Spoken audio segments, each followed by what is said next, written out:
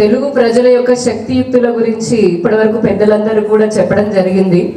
ఒకటి, ఏదైనా సరే మనకి యుగాల నుండి ఉన్నటువంటి ఘనమైన వారసత్వము ధర్మాన్ని ముందుకు తీసుకుని వెళ్తుంది భారతీయ మహిళ. అందులో తెలుగు మహిళ విశిష్టమైనటువంటి స్థానాన్ని ఎప్పటి నుంచో దశాబ్దాల నుంచి కూడా పొందింది. ఇప్పటికీ కూడా స్వాతంత్ర సమర ఉద్యమం దగ్గర నుంచి నేటి వరకు కూడా మన సంప్రదాయాన్ని, ఆచారాన్ని, ధర్మాన్ని ముందు తీసుకుని వెళ్ళడంలో తెలుగు మహిళ అత్యధిక ప్రాధాన్యత ఉంటుంది.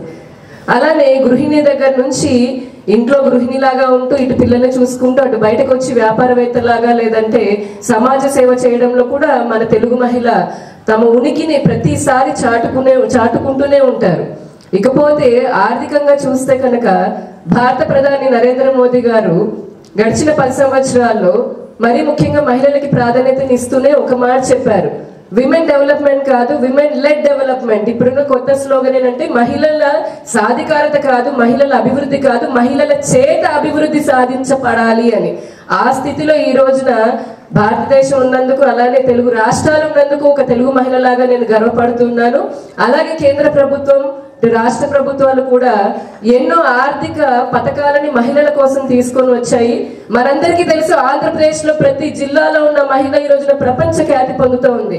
పచ్చళ్ళు పెట్టడం దగ్గర నుంచి ఫుడ్ ప్రాసెసింగ్ వరకు కానీ, హ్యాండీక్రాఫ్ట్స్ కానీ, ఇలా ఏ జిల్లా తీసుకున్నా, ఏ రంగం చూసుకున్నా మన ఘనతని, మన గొప్పతనాన్ని, మన శక్తియుక్తుల్ని మనము చాటి చెప్తూనే ఉన్నాం. కాబట్టి ఇటు కేంద్ర రాష్ట్ర ప్రభుత్వాలు ఇచ్చినటువంటి ప్రవేశపెట్టిన మహిళల కోసమే ప్రవేశపెట్టినటువంటి ఆర్థిక పథకాల గురించి కూడా మనందరం తెలుసుకొని మరింతగా వాటి లబ్ధి పొంది మరొకసారి ఎలాగైతే తెలంగాణ, ఆంధ్రప్రదేశ్, మహారాష్ట్రలో అన్ని రకాలుగా భాష, సంస్కృతి, సంప్రదాయాలు, అటు వ్యాపారం, వాణిజ్యం అన్నిట్లోనూ తెలుగు ప్రజలు కలిసి ఉండాలని చెప్పని కృషి చేస్తున్నటువంటి ఇటువంటి సంస్థల కృషిలో కూడా మనందరం భాగస్వామ్యం అవ్వాలి అని చెప్పని, ముఖ్యంగా తెలుగు మహిళలందరం కూడా ప్రధాన పాత్ర పోషించాలని కోరుకుంటూ ధన్యవాదాలు. భారత్ మాతాకి జై.